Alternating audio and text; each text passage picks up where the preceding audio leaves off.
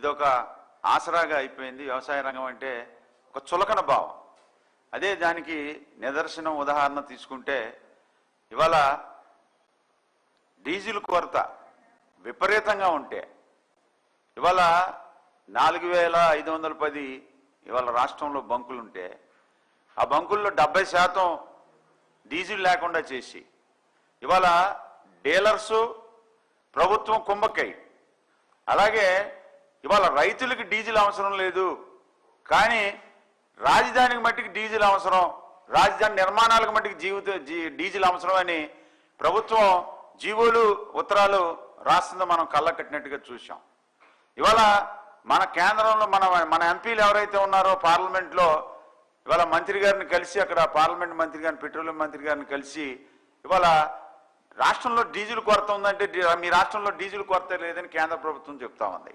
కేంద్ర ప్రభుత్వం మీ సహకారంతోనే కేంద్ర ప్రభుత్వం నడుస్తుంటే కేంద్ర ప్రభుత్వం చెప్పిన దానికి మీరు చెప్పిన దానికి అసలు ఎక్కడ కూడా పొంతం లేకుండా ఉంది. ఇవాళ డీజిల్ విషయంలో చూస్తే ఇవాళ బంకుల్లో ఇదివరకు రైతులు యూరియా బస్తాల కోసం చెప్పులు పెట్టిన దాఖలాలు చూసాం. అలాగే విత్తనాల కోసం ఇవాళ మళ్ళీ బారులు తీసిన చూసాం. మళ్ళీ ఇవాళ హార్వెస్ట్ జరుగుతుంది. ఇవాళ అంతా కూడా వరి అంతా కూడా ఇదివరకు రైతు కూలీలతో అవి కోసుకునే కార్యక్రమం చేసేవారు. ఇప్పుడు మిషన్లు వచ్చినాయి కాబట్టి ఇంకా పెందలాడి అవుతాయి. పైన వర్షాలు అయ్యి ప్రభావం ఉంది. వర్షాలు కురవడం వల్ల ఇప్పుడు ఎంఎస్పి 1750 రూపాయల నుంచి మళ్ళీ 1314 కొంటారని రైతుల ఆందోళనలో ఇవాళ మిషన్ల ద్వారా ఇవాళ కార్యక్రమం చేయటం జరిగింది. ఇవాళ నాదెండ్ల మనోహర్ గారు ఎవరైతే సివిల్ సప్లైస్ మినిస్టర్ గారు ఉన్నారో వారు జనానికి చెప్పేది ఏంటంటే బైక్కి 2 లీటర్లు, కారుకు 15 లీటర్లు, లారీలకు 50 లీటర్లు, బస్సుకు 100 లీటర్లు అని చూపించారు. కానీ రైతు మిషన్లకి రైతుకి ఎంత కొట్టాలనేది వీళ్ళు పరిగణలోకి తీసుకోవాలా. అంటే ఈ రాష్ట్రంలో రైతు లేడు అనేది వీళ్ళ మనోభావం అలా ఉన్నారనమాట. ఇవాళ ఇక్కడ ఎంత సంక్షోభం జరుగుతూ ఉంటే ఇక్కడ అగ్రికల్చర్ మినిస్టర్ వెళ్ళి సింగపూర్లో సుతారాలు చూస్తూ ఉంటాడు. సింగపూర్లో ఆయన మొన్న రాత్రి స్టేట్మెంట్ ఇచ్చాడు, ఆంధ్రప్రదేశ్లో డీజిల్ కొరత లేదు, ఆక్వా రంగానికి ఎటువంటి ఇబ్బందులు లేవు అని. అది సింగపూర్లో ఉందేమో. ఆయన సింగపూర్లో ఉండి సింగపూర్ గురించి చెప్తున్నాడు, మా ఆంధ్రప్రదేశ్ మర్చిపోయి. ఇక్కడ ఏం జరుగుతుందో అసలు తెలుసుకోవాల్సిన పరిస్థితి లేదు. అలాగే ఇవాళ ఆక్వా రంగంలో ట్రంప్ ట్యాక్స్ చూపించారు. ట్రంప్ ట్యాక్స్ చూపించి టన్నుకి 60,000 నుంచి 70,000 రేటు తగ్గించారు ఆక్వా రంగంలో. ఆక్వా రంగం బాగానే ఉందని చెప్తున్నాడు మంత్రి గారు. ఇవాళ ట్రంప్ ట్యాక్స్ చూపించి 60,000 నుంచి 70,000 తగ్గించారు. అలాగే ఇరాన్ అమెరికా యుద్ధం చూపించి 30,000 నుంచి 40,000 తగ్గించారు. ఇప్పుడు డీజిల్ కొరత చూపించి టన్నుకు 10,000 తగ్గించారు. మరి ఆక్వా సంక్షోభంలో ఉందో కరెక్ట్గా ఉందో మంత్రి గారే చెప్పాలి, కూటమి ప్రభుత్వమే చెప్పాలి. అలాగే డాలర్కి సంబంధించి 83 రూపాయల నుంచి ఇవాళ 96 రూపాయలు 98 రూపాయలకి డాలర్ పెరిగితే రొయ్య రేటు 10 రూపాయలు మళ్ళీ తగ్గించారు కేజీకి. అంటే 10,000 మళ్ళీ తగ్గించారు. అంటే మరి ఏం జరుగుతోంది? ఇవాళ సెంట్రల్ గవర్నమెంట్ నుంచి ట్యాక్సులు కూడా తీసేస్తే ఇవాళ ఫీడ్ రేటు అప్పుడు వైఎస్ జగన్మోహన్ రెడ్డి గారు వైఎస్ఆర్ కాంగ్రెస్ పార్టీ తరఫున 25 రూపాయలు రేటు తగ్గించాలని జగన్ గారు ట్విట్టర్ ద్వారానో ప్రెస్ మీట్ల ద్వారానో మేము కూడా ప్రెస్ మీట్ల ద్వారాగానో ఇవాళ రాష్ట్ర ప్రభుత్వాన్ని గట్టిగా ప్రశ్నించడం జరిగింది. అది ప్రశ్నించినప్పుడు ఒక 4 రూపాయలు అంతా తగ్గించారు, మళ్ళీ చేతులు దొరికించుకున్నారు. అంటే 25 రూపాయలు తగ్గించవలసింది 4 రూపాయలు తగ్గించారు. మరి డాలర్ రేటు 83 రూపాయల నుంచి 98 రూపాయల వరకు పెరిగినప్పుడు రొయ్య రేటు ఎంత పెరగాలనేది మరి మంత్రి గారే చెప్పాలా. ఇవాళ ప్రాసెసింగ్ ప్లాంట్లు ప్రభుత్వం కుంభక్కైపోయి రైతులు నడ్డివిచ్చే కార్యక్రమం చేస్తున్నారు. ఇవాళ డీజిల్ ఉంది. ఇవాళ చేపల పరిశ్రమ నియర్లీ 4 నుంచి 5 టన్నులు డైలీ కూడా మనం బయటికి పంపిస్తూ ఉంటాం. నియర్లీ ఇవాళ 4,000 టన్నుల నుంచి 5,000 టన్నులు ఈశాన్య రాష్ట్రాలకు పంపిస్తాం. ఇవాళ చేప తయారైపోయిన తర్వాత పాండ్లలోంచి లోడ్ అయిన తర్వాత ఆ చేప ఈశాన్య రాష్ట్రాలకి సుమారు 1,500 నుంచి 2,000 కిలోమీటర్లు వెళ్ళవలసి వస్తుంది. ఇప్పుడు ఆయన నాదెండ్ల మనోహర్ గారు 50 లీటర్లే కొట్టమన్నాడు డీజిల్. ఇది ఎక్కడి దాకా వెళ్తుంది? వెస్ట్ గోదావరిలో బయలుదేరితే బెదవాడ దాకా వస్తుంది. తర్వాత ఏం చేస్తాడు ఇవన్నీ? ఇదే కార్యక్రమం వైఎస్ జగన్మోహన్ రెడ్డి గారు ముఖ్యమంత్రిగా ఉన్నప్పుడు ఈశాన్య రాష్ట్రాల్లో పాలికెమికల్ మనం కలిపామని అక్కడ ఉన్నటువంటి ఈశాన్య రాష్ట్రాల్లో ఉన్న ఎంపీలు అక్కడ 300 నుంచి 400 ఎకరాలు సాగు చేసినప్పుడు అక్కడ ఫిష్ మార్కెట్ చేసుకోవడానికి పాలికెమికల్ కలిపారని మన దగ్గర ఒక కొన్ని లేనిపోయినాయని చెప్పడం జరిగింది. మన లోడ్లన్నీ కొన్ని వేల టన్నుల కన్నులు మన నాగాలాండ్కి కానీ, అస్సాం కానీ, మిజోరాం కానీ, కలకటాకి వెళ్ళేది కొన్ని వేల టన్నుల రోడ్ల మీద ఆగిపోయింది.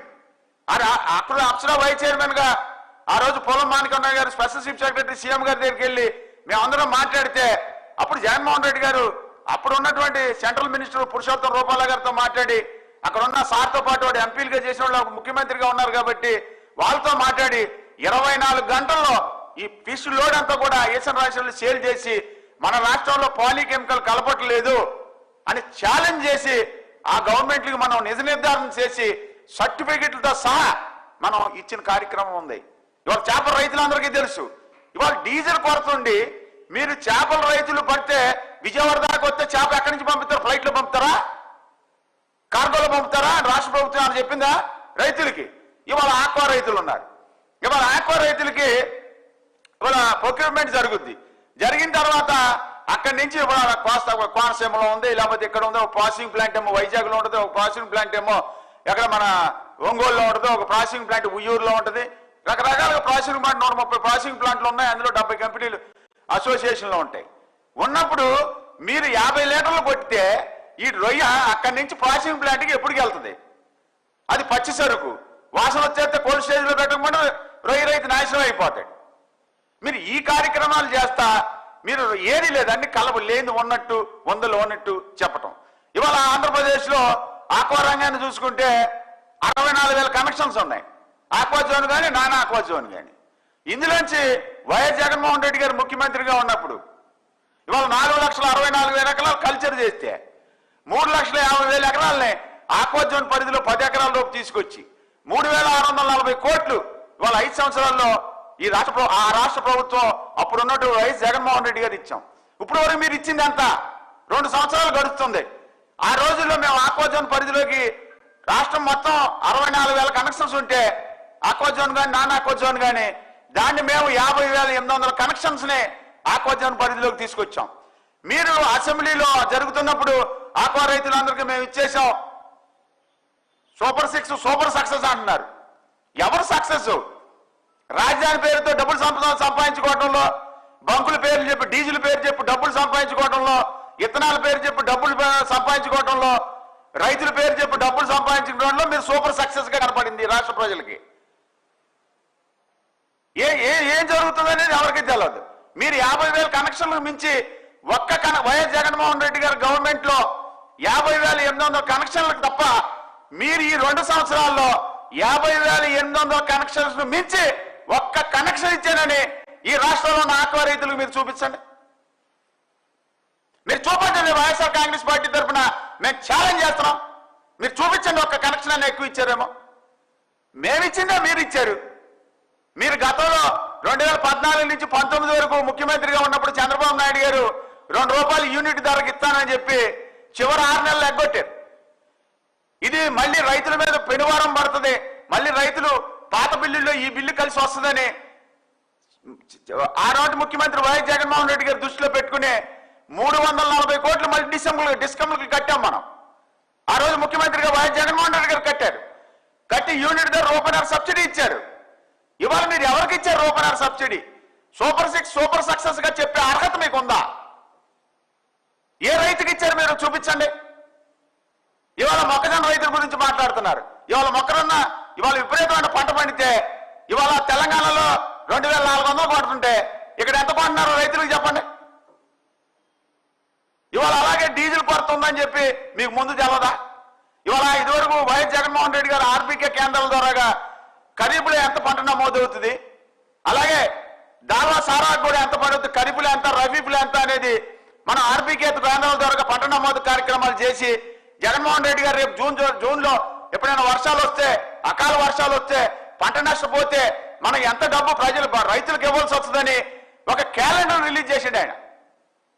జూన్లో వర్షాలు వస్తాయి, ఎంత పంట నమోదైంది, ఎంత పంట నష్టపడుతుంది, తర్వాత మనం ఐఏఎస్ ఆఫీసర్ ద్వారా ప్రతి జిల్లాకి ఒక ఐఏఎస్ ఆఫీసర్ లేచి స్పెషల్ ఆఫీసర్ కింద పంట ఎంత నష్టపోయింది, ఎంత ఇన్సూరెన్స్ ఇవ్వాలి, రైతుల్ని ఎలా ఆదుకోవాలి, ఈ కార్యక్రమం చేశారు. అసలు మీకు పంట నమోదు ఎంత చేశారు, ఖరీఫ్లో ఎంత, రబీలో ఎంత, మీకు ఏమైనా ఆదా మీ దగ్గర ఏమైనా ఇవి ఉన్నాయా? అకౌంటబిలిటీ ఉందా? ఇవాళ రేపు మీరు హార్వెస్ట్ చేస్తున్నారు. ఇప్పుడు హార్వెస్ట్కి ఎన్ని లీటర్లు డీజిల్ ఇవ్వాలో మీకు తెలియదు. అసలు రైతు పేరే లేదు నారాయణ మనోహర్ గారు ఇచ్చిన దాంట్లో. అంటే రైతులు అంటే చిన్న చూపు అనడానికి ఇది ఒకటి నిదర్శనం కాదు. మీరు ఇంత అడ్వర్టైజ్మెంట్లు ఇచ్చారు, ఇందులో కనీసం ఒక ట్రాక్టర్ కానీ ఏమైనా ఉందా, ఒక హార్వెస్ట్ మిషన్ కానీ, లేకపోతే ఏదైనా మన ప్రొక్యూర్మెంట్ ఏడియేటర్స్ ఉన్నాయి, ఏడియేటర్స్ రన్ చేయాలంటే మీరు కరెంట్ తీసేస్తారు. రేపు నుంచి కరెంట్ ఉద్యమాలు జరుగుతాయి. బషీర్బాగ్ లో మీరు ఏం చేశారో చూశారు, కరెంట్ కష్టాలు వచ్చినప్పుడు. ఇవన్నీ ప్రజలకు గుర్తుంది, రైతులకు గుర్తుంది.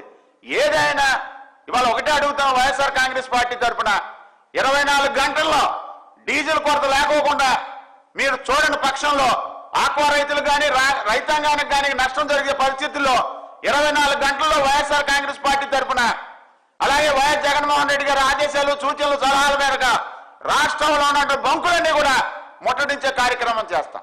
ఇవాళ మీరే లీకులు ఇస్తున్నారు, డీజిల్ మీద 10 రూపాయలు పెరుగుద్ది, 15 రూపాయలు పెరుగుద్దని. అంటే మీకు ముందే తెలుసా? అంటే మీరు ఈ డీజిల్ అంతా కూడా ఇవాళ పక్క రాష్ట్రం తెలంగాణలో లేదు డీజిల్ కొరత, అలాగే ఒరిస్సాలో లేదు, తమిళనాడులో లేదు, కర్ణాటకలో ఇవాళ రేపు నిన్న మొన్న ఒక స్టేట్మెంట్ ఇచ్చే ఇక్కడ కొరత లేదని. ఆంధ్రప్రదేశ్లోనే ఎందుకుంది? ఐఓసీ డీలర్లకి మీరు రాజధానికి పెట్రోల్ డీజిల్ ఇచ్చిన సందర్భంగా మీరు వాళ్ళకి మేలు చేసే కార్యక్రమం ఏమైనా చేస్తున్నారా? అంటే మీరు అందరూ స్టాక్ లో పెట్టుకుని రేపు మాపు 10 రూపాయలు 15 రూపాయలు పెంచి మీరు ఇస్తారు. దానికి ఇవాళ డీలర్స్ అసోసియేషన్ మీరు కుమ్మక్కయ్యారా ఈ కూటమి ప్రభుత్వం? మరి అలాంటప్పుడు మీరు ఒక స్టేట్మెంట్ ఇవ్వండి. నారాయణ మనోహర్ గారు, ఒక 3 నెలల దాకా డీజిల్ మీద 1 రూపాయి పైసా పెరగదు, 1 రూపాయి పెరగదు, డీజిల్ మీద పెరగదు, పెట్రోల్ మీద పెరగదు అని మీరు ఒక స్టేట్మెంట్ ఇవ్వండి. ఏదైతే ఎన్ని లీటర్లు పెట్రోల్ కొట్టించుకోవాలో మీరు కాగితాల మీద ఇచ్చారు కాబట్టి మీరు అది కూడా ఇవ్వండి. నెల 2 నెలల దాకా డీజిల్ మీద కానీ పెట్రోల్ మీద కానీ 1 రూపాయి పెరగదని మీరు స్టేట్మెంట్ ఇవ్వండి. అప్పుడు మిమ్మల్ని చిత్తశుద్ధి ఉందని నమ్ముతారు. మీరు డీలర్స్ అసోసియేషన్ మీరు కుమ్మక్కై రేపు 10 రూపాయలు కానీ 15 రూపాయలు కానీ పెంచున్నట్టయితే ఈ రాష్ట్రంలో కావాలని మీరు డీజిల్ సంక్షోభాన్ని, పెట్రోల్ సంక్షోభాన్ని లేవనెత్తారని, రైతులను తొంగలో తొక్కే కార్యక్రమం చేశారని, ఆక్వా రైతులు తొంగలో తొక్కే కార్యక్రమం చేశారని మాకు అర్థం అవుతుంది, రైతుల సోదరులకు అందరికి కూడా అవుతుంది. అలాగే మీరు తక్షణమే ఏదైతే యూనిట్ ధర రూపాయల సబ్సిడీ ఇస్తున్నారో తక్షణమే అమలుపరిచే కార్యక్రమం మీరు చేయాలి. లేని పక్షంలో వైఎస్ జగన్మోహన్ రెడ్డి గారు సూచనలు, సలహాలు తీసుకుని వైఎస్ఆర్ కాంగ్రెస్ పార్టీ తరఫున, ఈ రాష్ట్రంలో ఉన్నటువంటి ఆక్వా రైతుల తరఫున, ఈ రాష్ట్రంలో ఉన్నటువంటి రైతాంగం తరఫున ఉద్యమం చేయడానికి ఇవాళ ఎక్కడికొక్కడ ఈ రాష్ట్రంలో ఏదో ప్రదేశానికి వైఎస్ జగన్మోహన్ రెడ్డి గారు మళ్ళీ అడుగులు వేయటానికి రంగం సిద్ధమవుతుందని కూడా మీకు తెలియజేస్తా ఉన్నాం. గతంలో పొగాకు రైతుల ప్రాబ్లం ఉన్నప్పుడు వైఎస్ జగన్మోహన్ రెడ్డి గారు వెళ్తే తప్ప మీరు కళ్ళు తెలిసే పరిస్థితి లేదు. అలాగే మామిడి రైతుల దగ్గరికి వైఎస్ జగన్మోహన్ రెడ్డి గారు వెళ్తే తప్ప మీకు కళ్ళు తెలిసే పరిస్థితి లేదు. అలాగే మిరప రైతుల దగ్గర కానీ, ఏ పంటలు పండితే ఆ పంటల రైతుల దగ్గర కానీ జగన్మోహన్ రెడ్డి గారు వెళ్ళి చూస్తే తప్ప మీరు కళ్ళు తెలిసే పరిస్థితి లేదు. మీ ప్రభుత్వంతో అంటలాగుతున్నటువంటి సెంట్రల్ గవర్నమెంట్ కి ఒక ఉత్తరం రాయటం, ఈ రాష్ట్ర ప్రభుత్వం ఏదో చేసేస్తుందని చెప్పడం, ఉత్తరాలు రాసి 2 సంవత్సరాలు అయింది, మీరు ఏం చేశారో ఎవరికి తెలియదు. అలాగే ఇవాళ పశ్చిమ గోదావరి జిల్లాలో, ఉమ్మడి పశ్చిమ గోదావరి జిల్లాలో కోకో రైతులు ఇవాళ 1200, 1300 ఉండేది, ఇవాళ 250 రూపాయలు, 240 రూపాయలు కొంటుంటే మీరు కళ్ళు మూసుకుపోయి సింగపూర్లో తిరుగుతున్నారు. అంటే కోకో రైతులు ఇక 250 రూపాయలని ఇవాళ 1200, 250 తగ్గించాం, 150 తగ్గించడానికి సింగపూర్లో ఏమైనా టెక్నాలజీ ఉందని వెళ్ళారండి. ఇక్కడ ఏం చేయాలో మీరు చెప్పండి. ఏదైనా సరే వైఎస్ జగన్మోహన్ రెడ్డి గారు, వైఎస్ఆర్ కాంగ్రెస్ పార్టీ